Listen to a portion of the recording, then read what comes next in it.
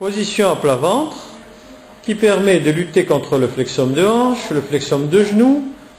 Également au niveau des membres supérieurs, il y a un bon assouplissement des muscles comme le grand pectoral, grand dorsal. Donc la position dite reptilienne qui permet l'assouplissement en flexion d'un côté et en extension de l'autre. Cette position permet un assouplissement. Vous attrapez le pied également.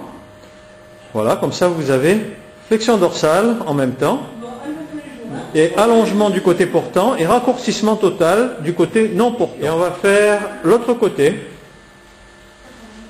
Donc l'autre côté, pareil. Il faut que ce soit fait bilatéralement. Flexion de tout un côté. Voilà, ici la position est parfaite. Et on peut rester dans cette position pendant 2 minutes. Donc la position assis-plage, assis par côté, qui permet un assouplissement des hanches en rotation. Voilà. Rotation interne d'un côté et rotation externe de l'autre côté. Vous regardez vers les mains. Voilà, on se grandit.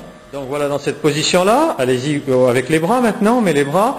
Ce bras-là qui est un petit peu déficitaire, il a besoin d'être soutenu par l'autre côté. Et voilà encore une position qu'on peut tenir 2 minutes. L'inconvénient de la position, quelquefois ça déclenche des lombalgies, il faudra l'éviter, mais dans ce cas particulier, pour vous, ça n'entraîne pas de douleur. Alors la position assis-tailleur, elle aussi sera maintenue pendant 2 minutes. Elle permet au niveau des hanches un assouplissement en flexion, abduction, rotation externe, bilatérale et symétrique. La position inverse de la position assis-tailleur, c'est à genoux assis entre les talons, comme on le voit ici. Donc cette position permet l'assouplissement des hanches en rotation interne. Donc cette position, si elle est trop difficile à tenir, bien il faut mettre comme ici un petit coussin sous les fesses qui permet de diminuer un petit peu l'amplitude de rotation interne. On demande aussi, comme toujours, à la patiente de se grandir. Position à genoux dressés qui permet un étirement modéré du droit fémoral. Ici, la malade spontanément l'a faite avec les pieds en flexion dorsale, c'est pas mal, c'est pas mal. Habituellement, on le fait avec les pieds en flexion plantaire. Faites voir avec les pieds vers le bas.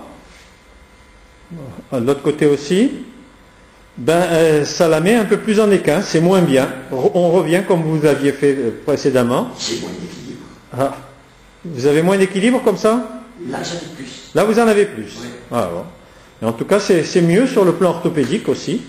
Donc, c'est comme ça qu'il faudra le faire 2 minutes tous les jours. Elle s'en va aujourd'hui, donc il est temps qu'on lui donne ces exercices à faire tous les jours, qu'elle retrouvera d'ailleurs sur le net, si jamais elle veut les revoir. La position chevalier servant, qui permet un meilleur contrôle au niveau de l'hyperlordose lombaire. Ça permet de lutter contre l'hyperlordose lombaire parce qu'il y a une hanche qui est en flexion. Et là aussi, ça fait travailler l'équilibre dans cette position-là.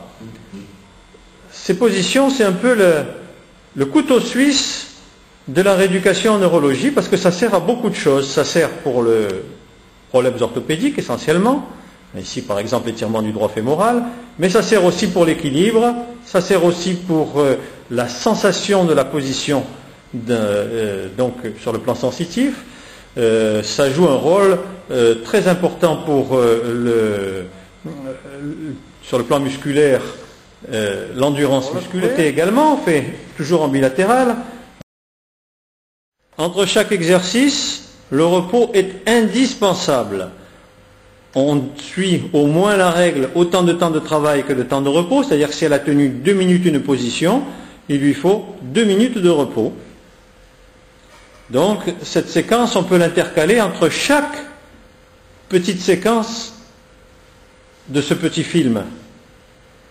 Donc à chaque fois, repos, qui permet de recharger un petit peu les batteries, qui permet de récupérer et donc de faire un peu mieux. Tout en sachant que si le patient est déjà fatigué, très fatigué, parce qu'il a marché moins d'1 kilomètre, on ne peut pas en plus rajouter ce type d'exercice. Ce type d'exercice, chez les scléroses en plaques, c'est pas du tout comme un traumatisme crânien, c'est pas du tout comme un IMC, donc il ne faut pas confondre. Et donc chez ces patients, donc on axe sur le fonctionnel, et si le fonctionnel, comme c'est le cas de cette dame qui marche plus d'1 kilomètre, si le fonctionnel est réalisé, à ce moment-là, en plus, la cerise sur le gâteau, ce sont ces exercices. Mais on ne peut pas le faire à la place de la marche. Ça n'aurait pas de sens pour quelqu'un qui marche 10 mètres ou 20 mètres de lui demander de faire en plus ces exercices. À ce moment-là, elle ne marche plus du tout. Alors la position accroupie. Et la position accroupie permet un assouplissement, on ne peut pas faire de meilleur assouplissement, pour la flexion dorsale de la cheville avec le genou en flexion. On a vu en position debout la position dorsale de la cheville avec le genou en extension, mais ici, c'est position de flexion dorsale avec le genou en flexion. Donc, c'est un gros intérêt orthopédique. En plus, il y a l'appui des mains, il y a l'ouverture des mains.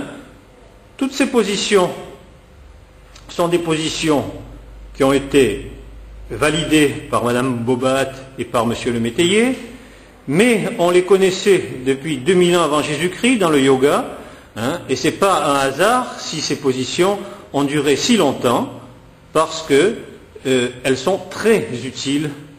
Elles sont très utiles en particulier pour les patients de neurologie qui peuvent le faire. Malheureusement, ceux qui sont trop fatigables, encore une fois, ne peuvent pas les prendre et on est obligé de recourir à la mobilisation passive qui retrouve ses lettres de noblesse.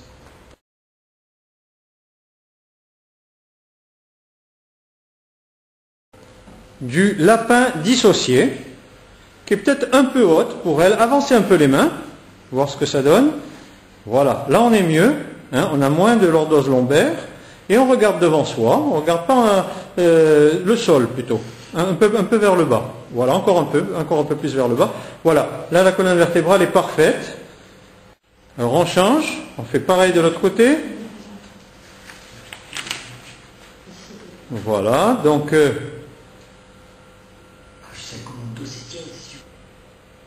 voilà, donc là aussi, tenir cette position du yoga depuis des millénaires. La position avec à genoux, avec allongement sur le côté d'une jambe pour étirer les adducteurs longs d'un côté gauche par exemple, ici, et les adducteurs courts du côté droit, de ce côté-ci. Voilà, le pied bien en flexion dorsale, si c'est possible. Voilà. Et donc, ça permet donc de tenir la position et d'étirer cette fois-ci les adducteurs longs du côté droit, les adducteurs courts du côté gauche. Flexion dorsale, extension des orteils et sans aller jusqu'au recurvatum, en contrôlant le recurvatum, donc à faire tous les jours. Donc cette mousse a été faite en ergothérapie. Elle sera donnée à la patiente qui l'emportera chez elle et qui sera chargée de faire ces postures.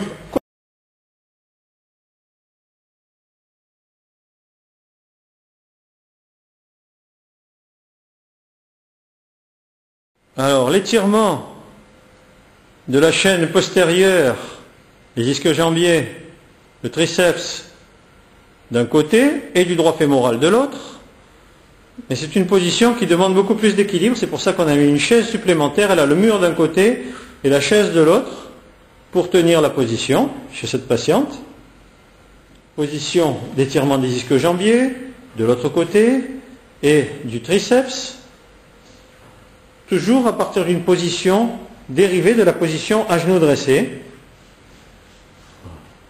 Là aussi, tenir 2 minutes, mais ne pas oublier le repos entre 2 exercices. Ça, c'est très important.